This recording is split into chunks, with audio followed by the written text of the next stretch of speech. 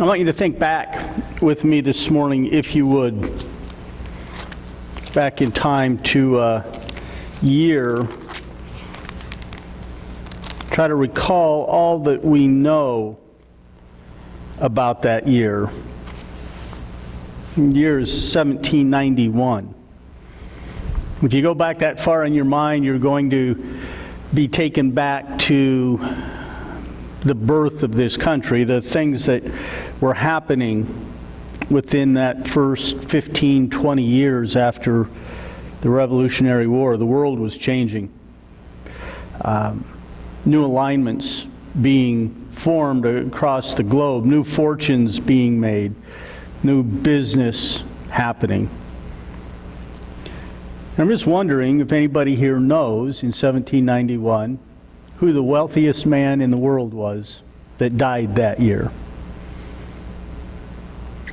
Nobody does. Neither do I. In fact, I couldn't even find it. But I did find a guy named John who died that year. John got sick in late September. By November, he had to quit his job. He died on December 5th. He was buried on December 7th. John wasn't wealthy at all. He was, in fact, a man who died deeply in debt. He was buried in a common grave at St. Mark's Cemetery on the 7th of December, and nobody came. He had no one there to mourn his death when he died. John's name is, if we translate his name is John Goldenmouth, follower of the path of the wolf, lover of God, or one who loves God, was his name. His father, in a letter, put his name this way: Johannes Chrysostom Wolfgang Gottlieb. Gottlieb being lover of God. The church has his name a little differently. His baptismal name for the church was in Latin. And the church has his name as Johannes Chrysostomus Wolfgangus Amadeus, lover of God. You know him by his last name, Mozart. Died December 5th, 1791. Virtually penniless, deep in debt, and nobody came to his funeral. Now, if I ask you who, as I did, the wealthiest man was in the world at that time, you wouldn't know. And if I asked you who the wealthiest man in the world was at that time that died in 1791, you didn't know that either. You do know Mozart. That name, Gottlieb, Amadeus, one who loves God, or God lover, woodenly translated. He was that. By all accounts, he was devoted to the church. He was devoted to God. He used the talents that God gave him. And he used them with a fire and a passion that 300 years later, we all know him. I'm sure the richest man in the world in 1791 used whatever he had. We don't know anything about him. The difference here is, I think, the use of the talents that God has given you for the purpose He has given them to you, or the use of what God has given you for your own benefit. One of them gets rewarded by God, and one of them doesn't. We're at the last passage in what I've chosen to call the Sermon on the Plain in Luke chapter 6. We've been here now It's hard to believe, both good and bad, I guess, depending on how you want to. Oh, I can't believe it. Or, wow, I can't believe it's been that long. Now, you can look at it either way, and don't tell me which one if you would. Just keep that to yourself. But we've been here now for 11 weeks. This is our 12th week in this sermon. 3 months we've been studying the first sermon that Jesus gives, the first teaching that we have recorded that Jesus is going to give, and we've given it a lot of time. We've looked at it in depth, and this is the very end. After these verses today, we're going to see the scene completely shift to a new place, a new thing within the book of Luke. And here's the thing, I'm hoping after 3 months that the final crescendo of the sermon that Jesus is giving here is going to be great. And we're going to be able to end with a nice story or an uplifting poem, something to walk out of here and make us feel like we're ready to go. The problem is Jesus doesn't end his sermon that way. The sermon is ended with a warning, an accusation, and then a warning. And a pretty serious warning at that, one that should, I think, cause us to think very carefully about what we've been talking about for the last 11 weeks. This is not a go forth and sin no more ending by Christ. This is a grabbing you by the shoulders and shaking you and saying, do you understand how important what I've just been telling you is? Do you get this? Do you understand? You have to understand how important this is. That's how Jesus ends his sermon. I'm going to try to soften it a little bit, but you just have to recognize that there's a warning here in this passage. Jesus starts this passage out with the question in verse 46 of Luke chapter 6, and he's going to say, why do you call me Lord, Lord, and not do what I tell you to? Everyone who comes to me and hears my words and does them, I will show you what he is like. He is like a man building a house who dug deep and laid the foundation on the rock. And when the flood arose, the stream broke against the house, and it could not shake it because it had been well built. But the one who hears and does not do them, the one who hears me, Jesus says, and doesn't do what I'm telling him to do, he's like a man who built his house on the ground without a foundation. Oh, and when the stream broke against that house, immediately it fell. And the ruin or the destruction of that house was megas, was great. I love that Greek word megas. It's the word we transliterate down into English as mega. And certainly more popular among younger children, I guess, than guys of my generation, but it's a great word. It's huge. It's massive. The ruin of that house was great. We got a couple of things here. Verse 49 is certainly negative. The last thing Jesus says in this sermon is a warning, and not a real pleasant warning at that. The middle couple of verses 47 and 48, they're positive. We get a good view of what's going on, but he starts this whole thing out with a question in verse 46, and I think it's a question that we should ask ourselves. If we just look at that verse, he says, why do you call me Lord, Lord, and not do what I tell you to do? The word Lord there is the Greek word Kyrios. And I guess we could translate it several different ways or use several English words for it. But its meaning is someone who has an intrinsic authority over you. It's like a boss at a job. Or a coach. Why do you call me boss and then don't do what I tell you to do? Why do you call me coach and then you don't do what I tell you to do? Now, if you've never been in that situation, this may be a relatively benign sort of question from Jesus.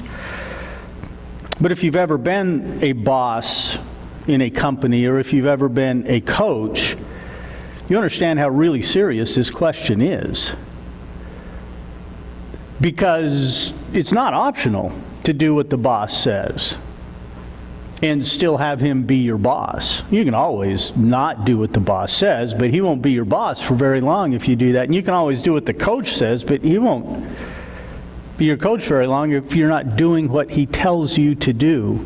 First team I ever coached, I coached with Don Palumbo. We got asked by a family friend to take over a Pop Warner football team. Team of 7th graders. And we ended up being good enough coaches that we turned 2 of that group into NFL players. We lost our first game with that group, and then we didn't lose another game for 3 years with that group of kids that we coached them.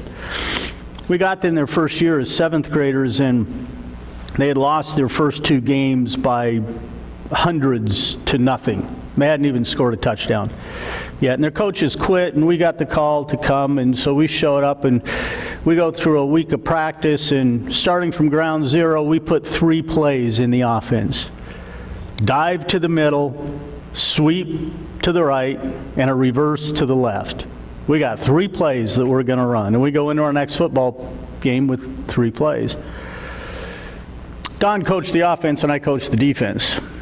And so we start in on this game, and things went fine. We lose our first game by a touchdown. The next week, we still have just the 3 plays, and we go to play again. We're trying to get these kids foundationally. I mean, we got kids that are putting their helmets on sideways and looking out through the ear hole type of kids on this team. We got guys that don't even know where to stand on the field, and so we're really back to basics. Don runs the offense, I run the defense. Third quarter of our second game that we're coaching, we've got a 3rd down and 1, and I know Don, and he's going to run the center dive. Hand the ball to the fullback, get 1 yard, get a first down, and move on. And they snap the football, and our quarterback drops back and throws, for a 7th grader, throws a pass 30 yards downfield that falls incomplete. And I didn't even know we had that play. And I kind of looked at Don sideways, and we end up turning the ball over on downs. My defense goes out, and we get the ball back for the offense. And sure enough, a few plays later, this kid throws a pass over the middle. Now I'm looking at Don pretty good because the pass gets intercepted. My defense has to go back out on the field. And they march it down. We finally stop them at the 5-yard line, and we get, and that's clearly going to be dive, punt the football. Let's get us some ground to work with here. And the kid stands back and throws a bomb for a touchdown. And I had enough at that point. And I run down the sideline, and I grab Don and spin him around and say, "What are you doing?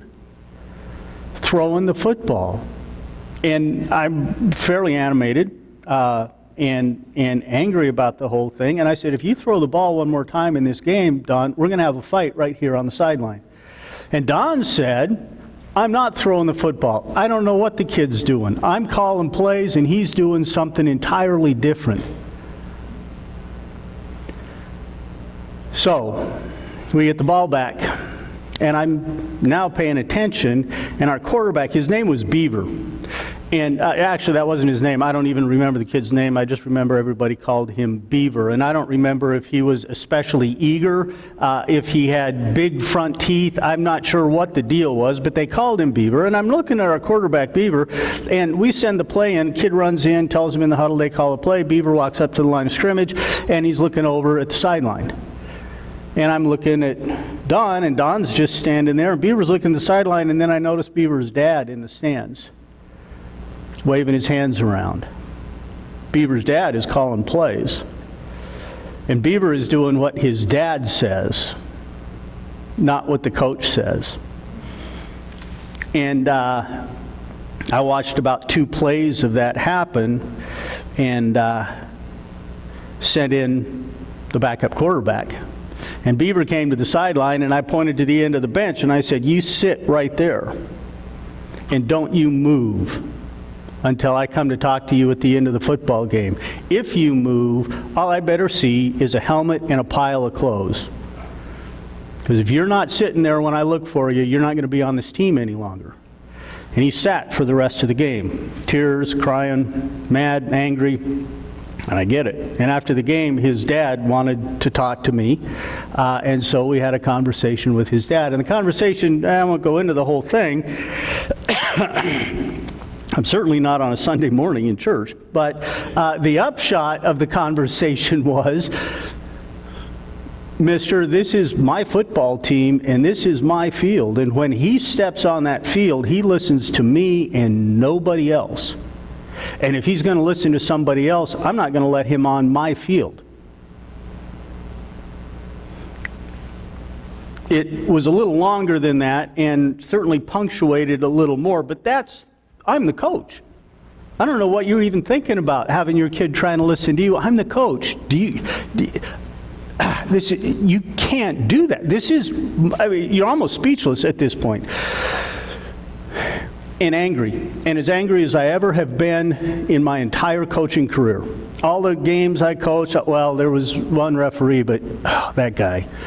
I was probably, don't get me started. We'll be here all day talking about that guy. I was mad at him. But I don't know that I've ever been more angry in my entire coaching career than I was with Beaver's dad the third game that I ever coached. And to this day, I am livid about that. When Jesus says, "Why do you call me Lord, Lord, and do not do what I tell you?" you need to recognize the position that is coming from. Jesus, the book of John tells us, created the world.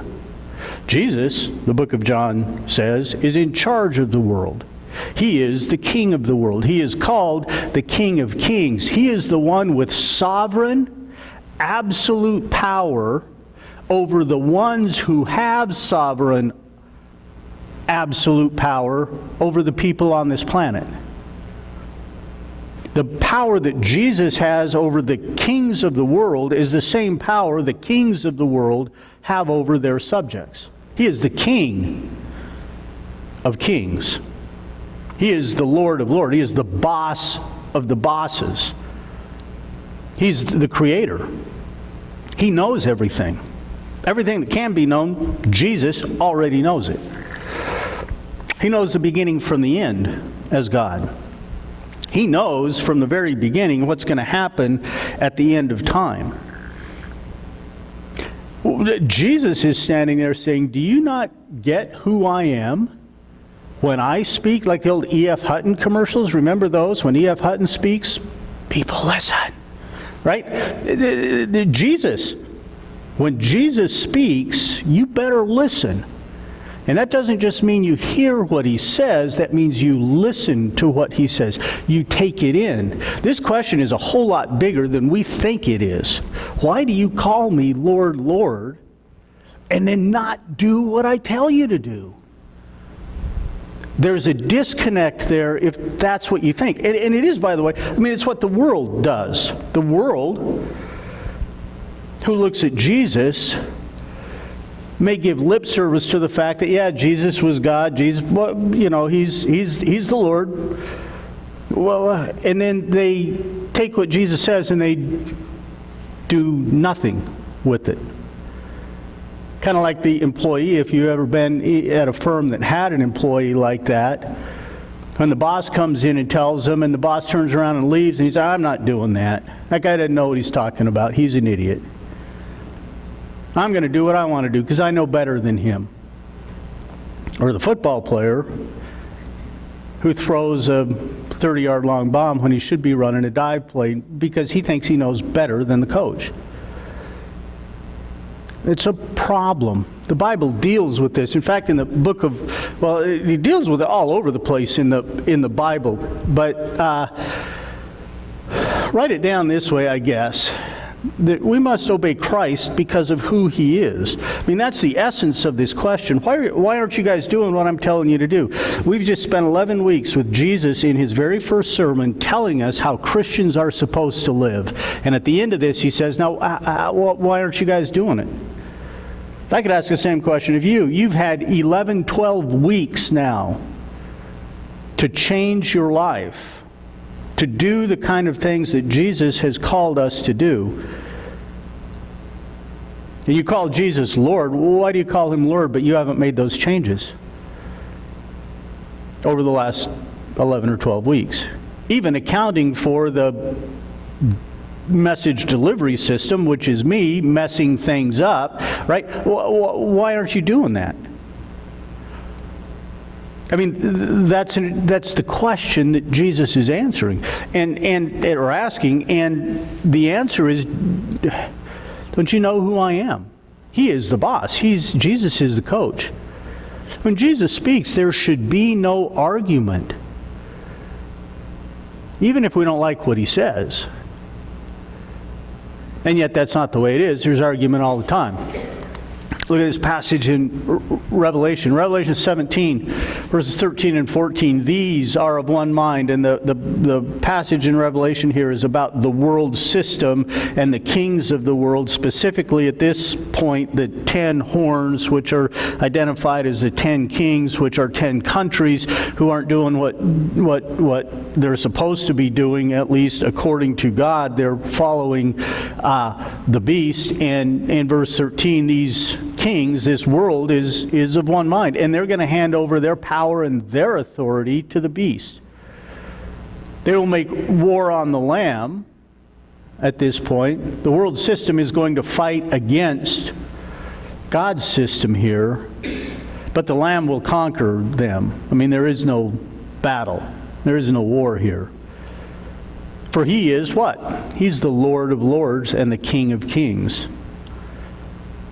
And those with him are called chosen and faithful. Note the three groups here. There is the King of kings, the one who's in charge of everything. There is the group of those who want to be in charge of everything, who want to do things their way.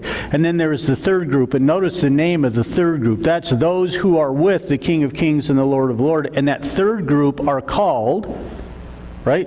They're named here. They're given some names. They are called, they are chosen, and they are faithful. Faithful to do the things that the King of Kings and Lord of Lords has asked them, charged them to do. It's a little bit, this passage should put you in mind of a psalm. It should put you in mind of Psalm 2. Psalm 2, verses 1 to 4. Why do the nations rage and the people plot in vain? And that's not against each other, by the way. The context here is, as you're going to see, they're setting themselves against God. The kings of the earth set themselves, and the rulers take counsel together against Yahweh, against God, against his God and his anointed. That word there is Messiah, Mashiach in Hebrew. You know what the word is in Greek, right? Christ. They take counsel together against God and his Christ, saying, let us burst their bonds apart and cast away their cords from us. We don't want to do what they want to do. You are not the boss of me. That's what the world is saying to God. You're not the boss of me. Look at how God reacts to this, by the way. When you're tempted to do this in your own life, you're not the boss of me. I'm going to do what I want to do. I'm going my own way. I'm going to make my own decision. I know this is wrong, but I'm going to do it anyway. Look at how God reacts to that. He who sits in the heavens laughs, and the Lord holds them in derision. Oh, but God is a God of love. He is. But listen, when you cross him up in this matter, it's like my son when he was 3 years old trying to beat me up. What are you even thinking, kid? It's like a guy in a Volkswagen trying to race a Ferrari. The guy in the Ferrari is just going to laugh. And he may not race the guy in the Volkswagen. He may let the Volkswagen win, right? He may let him win for a short period of time or for a while, or let him think he won. But we all know who's gonna win that. Here's how the end of that psalm ends. It says, God, you shall break them with the rod of iron and dash them in pieces like a potter's vessel. Now therefore, O kings, here we go, be wise, be warned, O rulers of the earth. Serve the Lord with fear and rejoice with trembling. Why do you call me Lord, Lord, and not do what I ask you to do? It's what's going on in this verse. And the answer to that is we should be doing that because of who God is, because of who Jesus is. Now that should be enough for us, right? That should be enough. Jesus, the creator of everything. Everything that is wouldn't be if it wasn't for him.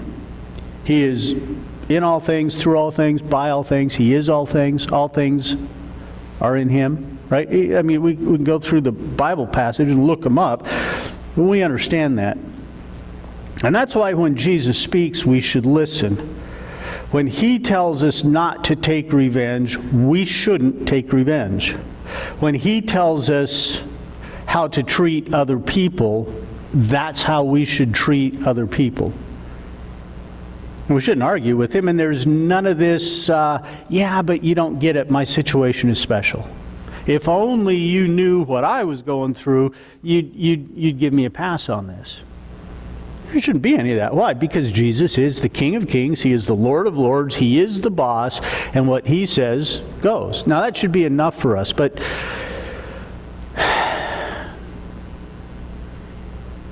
there's a whole lot more that goes into this in terms of who Jesus is.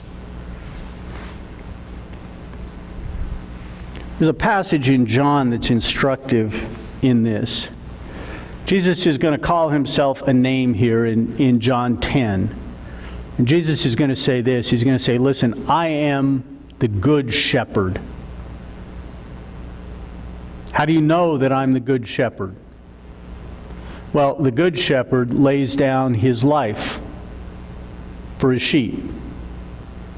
He who is a hired hand and not a shepherd doesn't own the sheep. When that guy sees the wolf coming, he leaves the sheep and flees. And the wolf snatches them and he scatters them. He flees because he's a hired hand and he cares nothing for the sheep. But I, Jesus said, I am the good shepherd. That's who I am. I'm not the hired hand. I am the good shepherd. And I know my own, and my own know me. Just as the Father knows me, and I know the Father. Therefore, I lay down my life for the sheep. We should obey Jesus just because of who he is. That's first and foremost in our minds. But there's something else there. I think about that kid 40 years ago who was not listening to me as a coach because I was the coach. I mean, I'm the coach of that team, and he's looking at me going, yeah, you're the coach, but you didn't start the season as the coach. They just kind of brought you in later. I mean, I know that's what his dad was thinking. What do you know about the game of football? I'm gonna pay attention to somebody that I think knows more than you do. Think about this. Think about if on the first day that I showed up to practice, that guy is there with his kid, and everybody's getting ready, and we're starting to get into warm-ups, and a carload of guys jump up, or drive up in a van, and the door opens up, and 4 or 5 guys boil out of the van, and they've all got guns, and they're going to make a statement.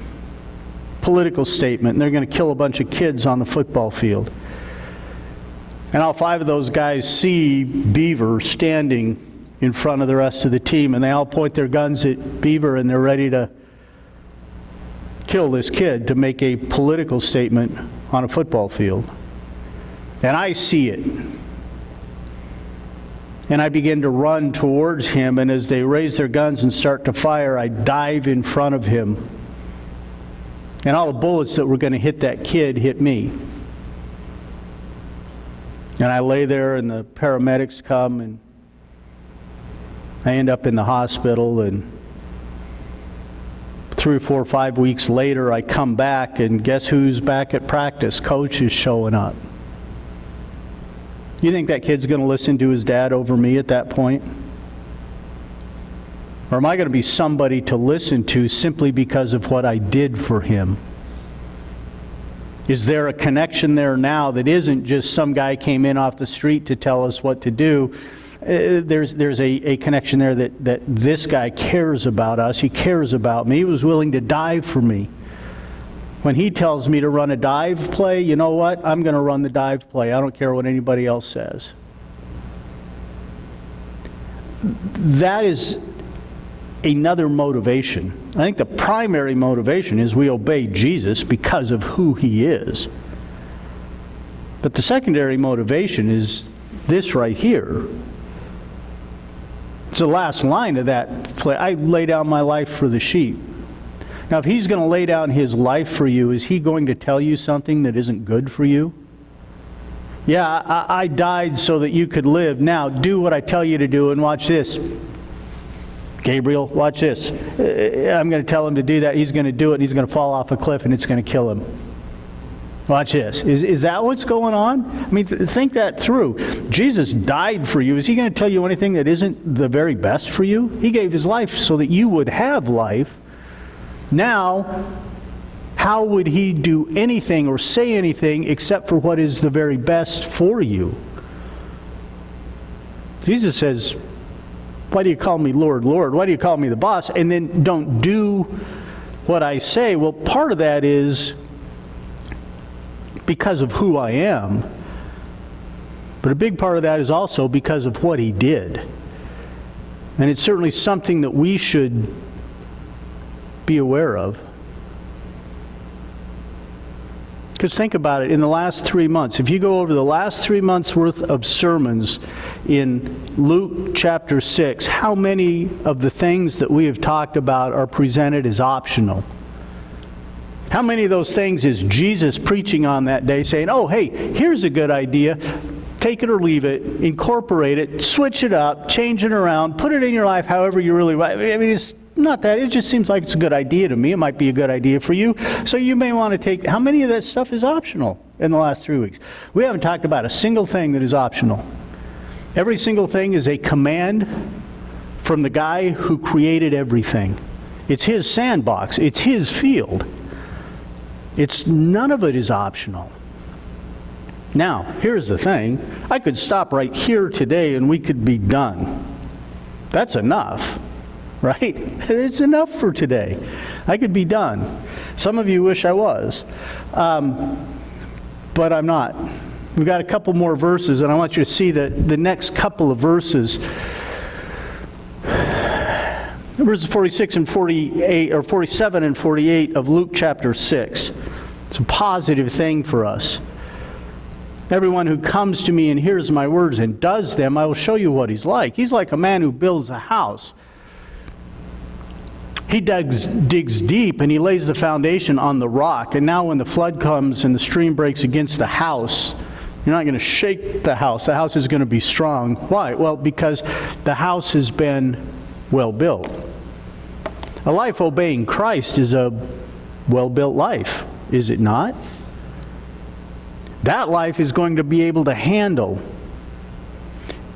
the things that come. I mean, there are practical benefits for obeying what Jesus and God tells us to do in the Bible.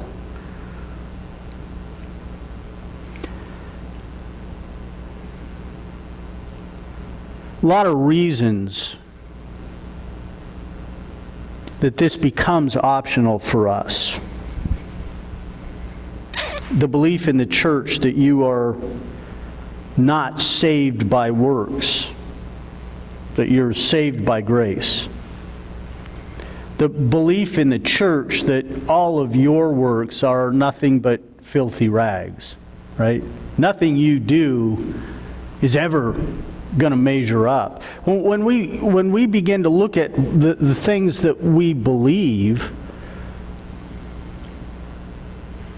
it all points to the fact that it would appear then, if I'm not saved by works, then my works are optional. If I'm saved by grace, then what does it matter, really, what I do? I mean, that's where this leads us in our brains, and it's where we go if we're not careful. And that's why the Bible is more than careful. The Bible, from Genesis chapter 2 all the way through the book of Revelation, is consistently telling us that there are benefits for obeying God here and now, and that there are consequences for disobeying God here and now. Benefits for obeying God. You've well-built life. You got a well-built life, there are benefits. What are the benefits? When the storm comes, the house stands. And the storm can take all kinds of forms. So we should certainly obey Christ because of who He is. We should obey Christ because of what He has done. But you just have to understand that the secondary motive within the Bible, and it is cover to cover in the Bible, secondary motive are the benefits that come from obeying God.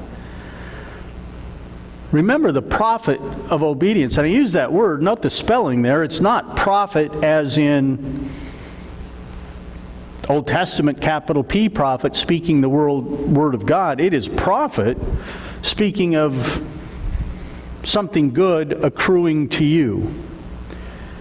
And even in our passage here in Luke,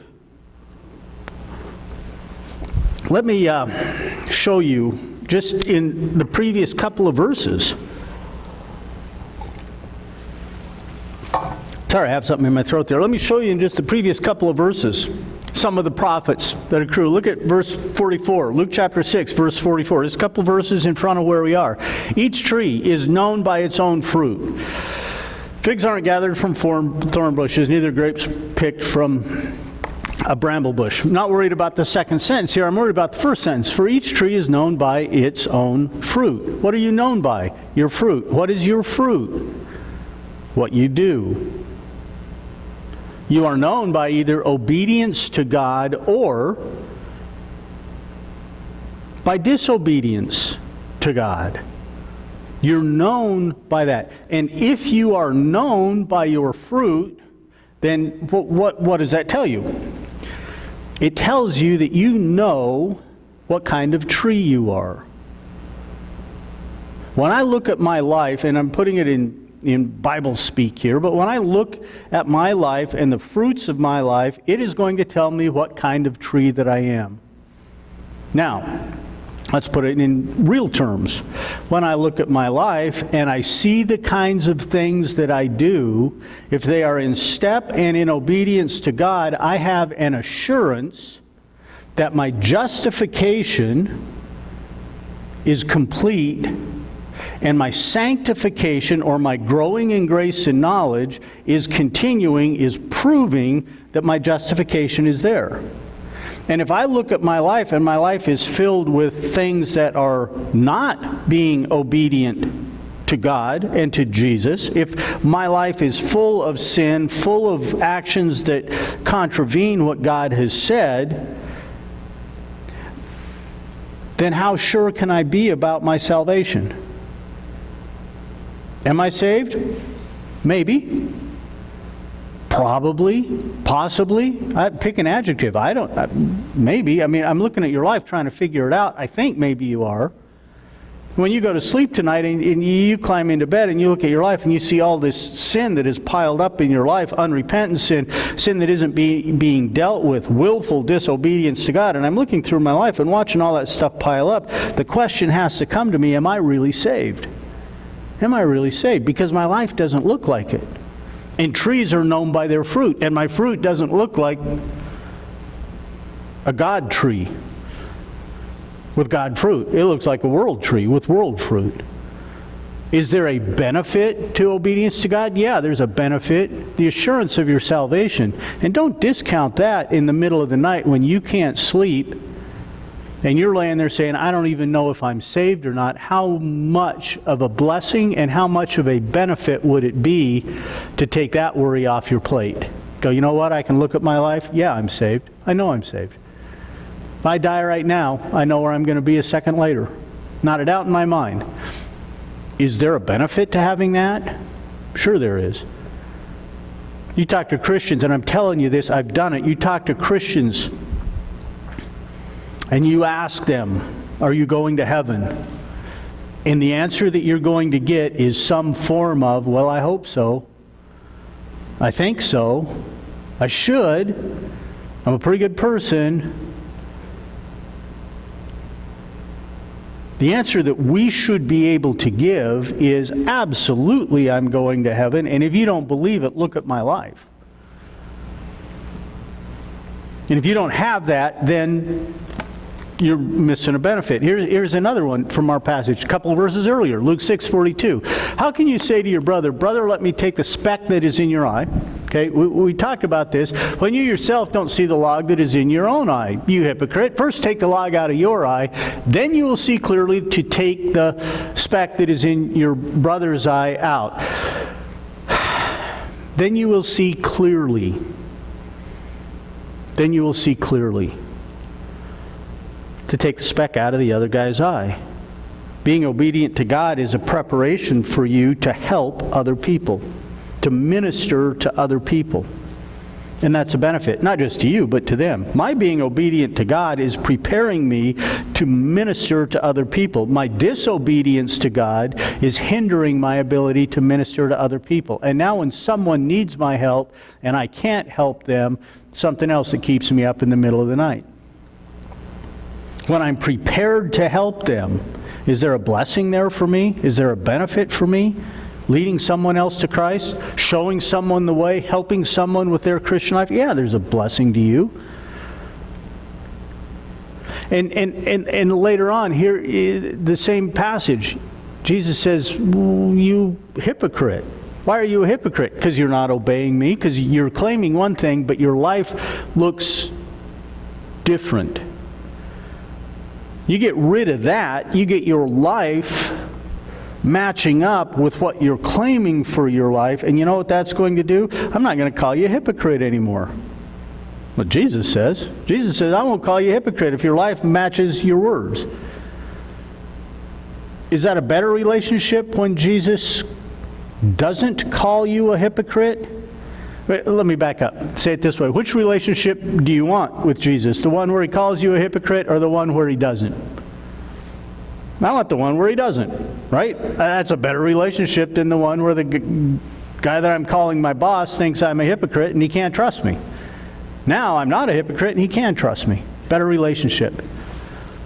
Closer relationship. Draw nearer to God. I mean, those are just three benefits literally in the previous 4 verses. You could be here for weeks going through the benefits of obedience to God. It's all over the place. Here's another one. Remember this? The wicked flee when no one pursues. The righteous are what? Bold as a lion. Think about that for a minute. You can be bold when you are in step with Christ. You can't be bold when you're being disobedient to Christ. You just can't. And there's a boldness that comes from being in lockstep with the things that God has said that allows you to act in ways that you cannot act if you're not in lockstep with the commands of God. I don't swim very well. I can generally get around inside of a swimming pool, go off a diving board, get to the side, get myself out of the pool, but that's about it. When I began to take scuba diving lessons, one of the things you had to do was tread water for 10 minutes in scuba class before they would let you take the class. You had to prove you could tread water for 10 minutes. My treading water time was like 36 seconds. before I had to grab onto something on the side. I couldn't do it. Well, just float. I can't float. I sink. Well, just swim. You can swim slowly for 10 minutes, can't you? I don't know how to swim. I mean, I struggled, dog paddle, whatever, to get to the sidelines. And finally, the end of that whole story is I finally said, it really shouldn't matter anyway. I've got air. I don't have to swim to shore. I can walk. So what's the problem? And they let me take the test. I don't know if it was the strength of my logic or the fact that they just wanted my money for the lessons, but they let me take the test. Anyway, but here's the thing. Take somebody who can't swim and take Michael Phelps, the Olympic champion swimmer, and put him in the water. Who's going to be more comfortable around the water? Right? The non-swimmer is going to wear a life jacket. He's going to have little floaties on his arm, which is a sad thing to see somebody in 50 years old with floaties on their arms, but you see it from time to time. And I'm not knocking it, okay? I get it. You can't swim. You got to have the floaties. You need them. You're going to act completely different around the water than what Michael Phelps is going to. Michael Phelps falls off the dock into the river. He's not worried about it. He'll swim upstream. He'll swim down. He'll swim across. He'll swim. He doesn't care.